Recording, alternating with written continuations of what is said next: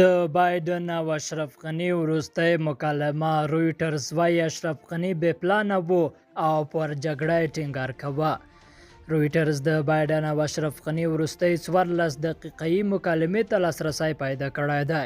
رویټرز په یوه اوږده راپور کې ویلي چې اشرف غني د افغانستان لپاره هیڅ راس پلان نه درلود او د دواړو هیوادونو ولسمشرانو د راتلونکو ورځو وړاندوینه نه وه کړې. په راپور کې راځي بایدن اشرف غني ته ویلي وو چې د حکومت د ساتلو لپاره یې هر ډول نظامي، سیاسي او اقتصادي مرستو ته تیار دی او باید واضح کړي چې پلان یې څه دی.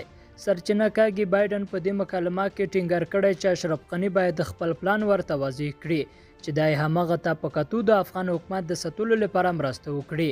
خو اشرف غني یوازې پر نظامي مرستو ټینګار کړی دی. د سرچینې په خبره اشرف غني ټینګار کړی چې که پر طالبانو هوایي بریدونه ډیر شي، نظامي مرستې پراخې شي، نو طالبان به وځپل شي او سولې ته به حاضر شي.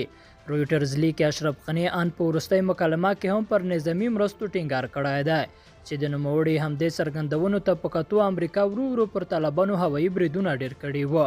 په راپور کې راځي چې اشرف غني بایدن ته ویلي چې طالبان د خبرو له لارې هیڅ د جګړې ختمولو نیت نه لري.